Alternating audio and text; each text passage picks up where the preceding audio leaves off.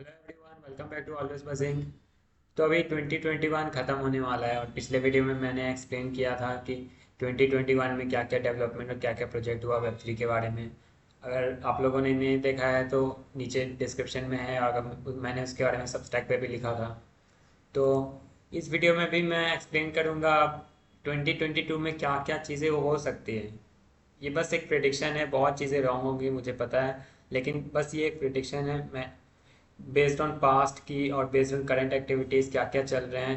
तो मैंने सब्सटैक पे भी लिखा है, नीचे डिस्क्रिप्शन में लिंक है, आप लोग पढ़ सकते हो। तो चलिए वीडियो शुरू करते हैं। तो सबसे पहला है कि every country will have its own version of Miami. जैसे कि सिलिकॉन वैली था, तो हर हर कंट्री में एक अपना अपना सिलिकॉन वैली हो गया था। इंडिया में Bangalore silicon valley of India बोलते हैं। तो अब वैसे ही हर कंट्री में अब अपना अपना मियामी होगा। तो मियामी क्यों? क्योंकि मियामी अब एक वेब3 हब बन गया है, आर्टिस्ट का हब बन गया है, एनएफटी कलेक्टर्स का हब बन गया है, ब्लॉकचेन के लिए हब बन गया है। मियामी के जो मेयर है उस बिटकॉइन को लेकर बहुत पॉजिटिव स्टेटमेंट्स उन्होंने बोला है। तो अब हर कंट्री में नहीं बोल सकते हैं, लेकिन बहुत सारे कंट्री में अब अपना अपना एक मियामी जैसा होगा। और अब जैसा कि हम लोगों ने देखा वेब3 में अब डिफाई था, एनएफटी था, हुआ डाओ हुआ। तो अब एक नया चीज़ आएगा, और वो नया चीज़ क्या होगा मुझे भी पता नहीं है। एल साल्वाडोर ने जैसे एनएफटी बिटकॉइन को लीगल टेंडर घोषित किया, वैसे ही बहुत सारे स्मॉल कंट्रीज एम्ब्रेस कर सकते हैं बिटकॉइन को एज ए लीगल टेंडर। और बहुत सारे अभी एनएफटी प्रोजेक्ट्स जो है अभी प्रेजेंट में, वो लोग बहुत अगले साल बहुत से सारे ज़ीरो हो जाएंगे। बहुत सारे फाउंडर्स जो अभी बहुत हाइप क्रिएट कर रहे हैं, अगले साल हो सकता है कुछ भी ना हो। और बोर्ड एप यार्ड क्लब जैसे कि मैंने बनाया था कि एनएफटी दुनिया में वो एक बादशाह है। तो जैसे कि बोर्ड एप यार्ड क्लब ने क्रिप्टो पंक्स और मी बीट्स, तो क्रिप्टो पंक्स और मी बीट्स भी एनएफटी प्रोजेक्ट्स हैं, उसे फ्लिप किया in the sense float price, यानी कि सबसे कम जो एनएफटी है बोट एप यार्ड क्लब का, वो क्रिप्टो पंक के सबसे कम प्राइस से भी ज़्यादा है। यानी कि फ्लोट प्राइस मतलब कि उस एनएफटी प्रोजेक्ट का सबसे कम एनएफटी आप कितने में ले सकते हो, तो ये हुआ फ्लोट प्राइस। तो एक कुछ समय के लिए ऐसा हुआ था कि बोर्ड एप यार्ड क्लब का फ्लोर प्राइस ज़्यादा था, और क्रिप्टो पंक भी एक बहुत ही रेप्यूटेड एनएफटी प्रोजेक्ट है, उसका फ्लोर प्राइस कम था। और दूसरा ये है कि क्रिप्टो इन्फ्लुएंसर्स, जैसे कि बहुत सारे लोग अब इन्फ्लुएंस करना चालू कर देंगे कि यार टॉप 10 कॉइन्स ये खरीदो, how to be a millionaire, how to flip NFTs and become a millionaire. ऐसे बहुत सारे लोग इन्फ्लुएंस करने लगेंगे, और इन्फ्लुएंसर्स बहुत सारे बढ़ जाएंगे। एनएफटी कलेक्शन जो कि एक अभी भी है, एनएफटी कलेक्शन एक स्टेटस सिंबल बन सकता है। एनएफटी कलेक्शन एक स्टेटस सिंबल अभी भी है, जैसे कि अगर बहुत सारे लोग ट्विटर पे अपना एनएफटी कलेक्शन का लिंक डालते हैं, हम लोग देखते हैं। तो उसमें मतलब करोड़ों करोड़ों के NFTs, million and millions of dollars के एनएफटी कलेक्शन है उन लोगों के पास, वो की एक स्टेटस दिखाता है। भले हम लोग नहीं जानते हैं, वो लोग अपना इंस्टाग्राम पे फोटोज नहीं डालते हैं, लेकिन वो एक स्टेटस दिखाता है, और NFT collection will be A status symbol very soon, और जो कि अभी भी है। और गैस प्राइस, तो जब भी कोई ट्रांजैक्शन होता है तो उसमें एक गैस प्राइस, एक ऐसा समझ लीजिए ट्रांजैक्शन फीस है। तो वो गैस प्राइस बहुत लोग बोलते हैं कि बढ़ेगा, अब मुझे तो बहुत लोग बोलते हैं घटेगा, मतलब कि आने वाले समय में गैस प्राइस कम हो सकता है, लेकिन मुझे नहीं लगता कि कम होगा। हो सकता है, मैंने जैसे बताया कि ये सब बस मेरा खुद का एक वाइल्ड प्रेडिक्शन है, वाइल्ड गैस है, मैं रॉन्ग हो सकता हूँ। तो और होगा ही, बहुत सारे चीज़ें रॉन्ग होंगे। तो गैस प्राइस मुझे लगता है ट्रांजैक्शन फीस बढ़ेंगे, और इसका लॉजिक है इसलिए क्योंकि इथेरियम पे ही मेन है। इथेरियम पे गैस फीस बहुत ज़्यादा है। तो जब भी आप लोगों को कोई ट्रांजैक्शन करना होता है तो एक गैस फीस देना होता है, जो कि बहुत हाई होता है। और वो हाई इसलिए है क्योंकि Ethereum is like the gold standard of blockchain, ऐसा समझ लीजिए। क्योंकि उसमें अपॉर्चुनिटीज ऑफ क्रिएशन बहुत ज़्यादा है, सारे लोग डेवलपर्स उसी पे डेवलप करते हैं। तो क्योंकि डेवलपर्स डेवलप करते हैं तो लोग उस पर ज़्यादा जाते हैं, और जैसे लोग उस पर ज़्यादा इथेरियम को यूज़ करते हैं तो और डेवलपर्स और बनाते हैं, तो एक फ्लाईव्हील क्रिएट करता है जो कि एक गैस प्राइस को हाई रखता है। और बाकी दूसरा, तो हम लोग, अगर आप लोग भी ट्विटर पे होंगे तो आप लोगों ने नोटिस किया होगा कि सब कोई जीएम जीएम जीएम यानी कि गुड मॉर्निंग। तो सारे ट्विटर वाले, क्रिप्टो ट्विटर्स वाले, सबको ये जीएम जीएम बोलते हैं। तो बहुत सारे कंपनीज अब वेब टू में जो भी कंपनीज है, जैसा कि पेप्सी ने जंप किया, फिर फेसबुक अब मेटा बन गया है, तो बहुत सारे कंपनीज जंप करेंगे क्रिप्टोस में, मेटावर्स में, और सब लोग जीएम जीएम जब बोलना चालू कर देंगे तो ये एक स्लैंग अब ऑड लगेगा और अच्छा नहीं लगेगा और बहुत ही ओल्ड फैशन लगेगा। और होगा क्या कि हम लोग शिफ्ट कर जाएंगे, अब जीएम से हम लोग कोई और नया स्लैंग, कोई कुछ भी हो सकता है, कुछ वो ढूंढेंगे।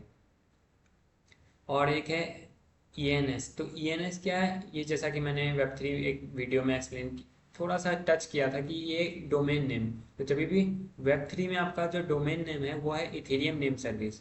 तो अगर आप लोगों को जैसा कि आइडेंटिटी है, तो वेब थ्री में आइडेंटिटी आप लोगों का क्वेश्चन हो सकता है अगर आप लोगों के पास ईएनएस ईएनएस नेम नहीं है। और दूसरा दूसरा ये दूसरे पे चलते हैं। तो दूसरा मेरा ये प्रेडिक्शन है कि एक और ईथ किलर। तो जैसा कि हम लोग कार्डानो था तो वो बोलते थे ईथ किलर है, इथेरियम किलर। सोलाना फिर आ गया इथेरियम किलर, तो एक नया इथेरियम किलर नैरेटिव 2022 में आएगा जो कि ऑफ कोर्स फिर चले जाएगा। People who don't embrace web three won't be criticised but will be totally ignored. जैसे कि बहुत सारे लोग वेब थ्री को क्रिटिसाइज करते हैं, बोलते हैं कि वेब थ्री यार कुछ नहीं है, ये बस एक फर्ड है और कुछ भी नहीं है, बस एक नैरेटिव है, रॉन्ग नैरेटिव है। तो वो लोग को अब बहुत सारे क्रिटिसाइज करते हैं जो लोग समझते हैं इस बात को। मैं ऐसा नहीं बोल सकता कि मैं पूरा समझता हूँ, लेकिन मैं कोशिश कर रहा हूँ समझने का, क्योंकि वेब थ्री तो रियल है और ये इनएविटेबल है, इसे कोई नहीं रोक सकता।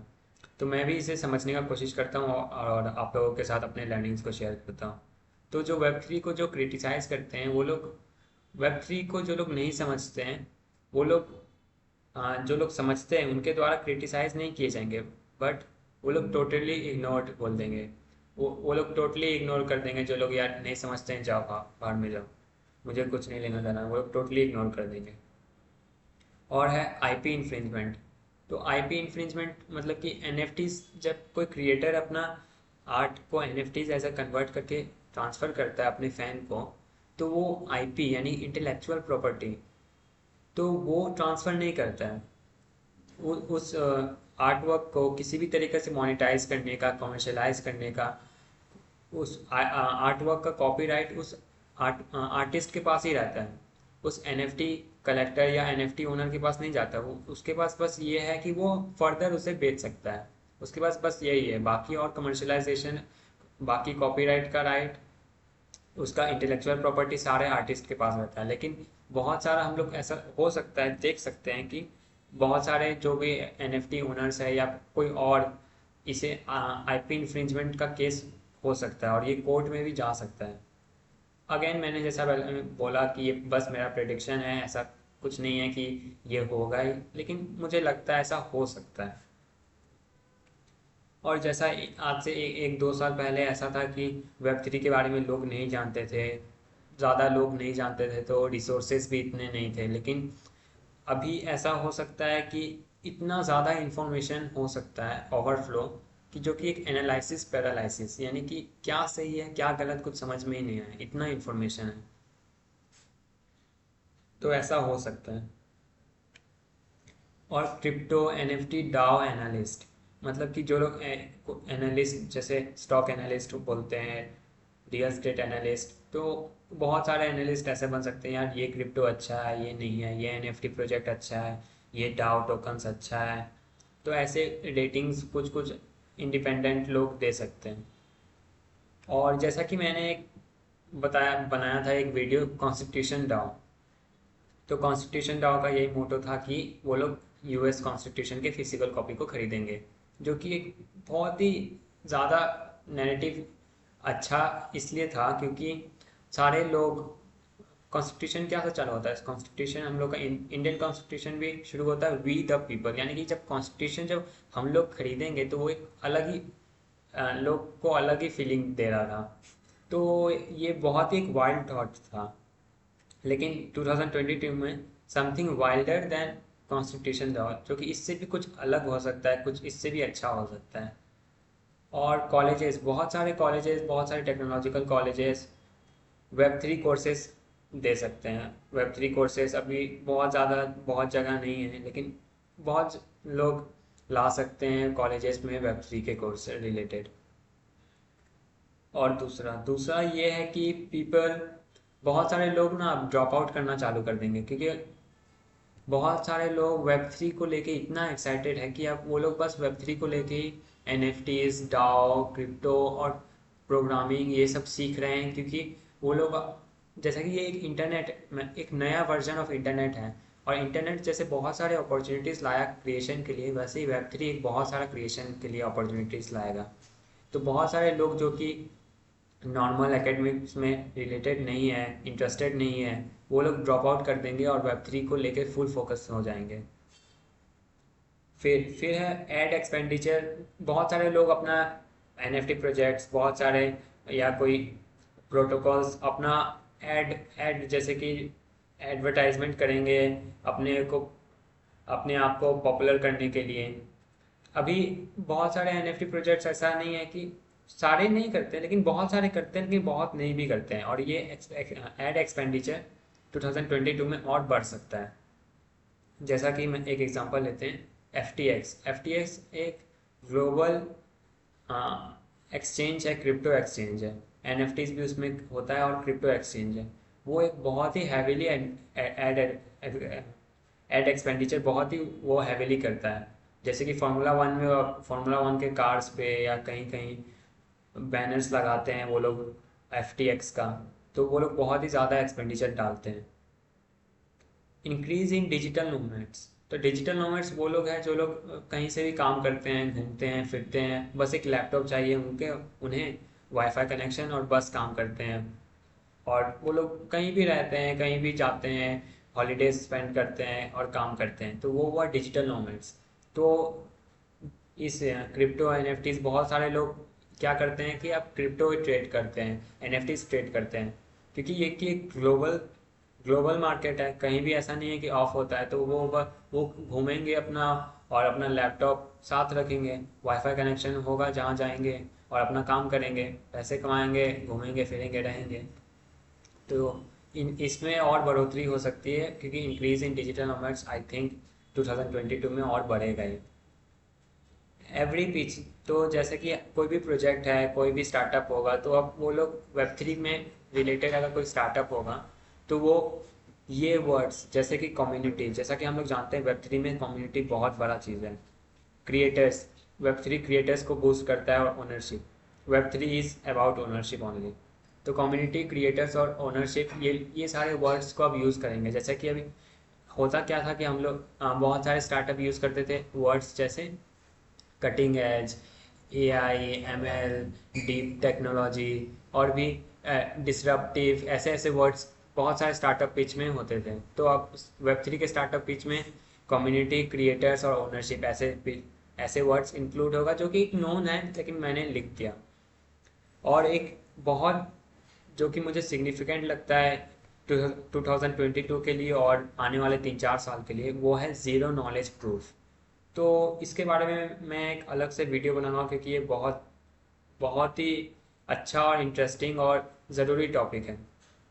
लेकिन एक लाइन में एक्सप्लेन कर देता हूँ कि जैसे एक मैथ्स प्रॉब्लम है, और मुझे उस मैथ्स प्रॉब्लम का आंसर पता है, तो मैं प्रूफ कर सकता हूँ बिना उस मैथ्स का आंसर, उस मैथ्स प्रॉब्लम का सॉल्यूशन दिखाए हुए, कि मुझे आंसर पता है। तो सोचो, जैसे कि आपने मुझे एक मैथ्स प्रॉब्लम दिया, मुझे उसका आंसर पता है, तो आप क्या बोलोगे कि सॉल्यूशन दिखाओ। लेकिन मैं बिना सॉल्यूशन दिखाए मैं ये प्रूव कर सकता हूँ कि मुझे आंसर पता है।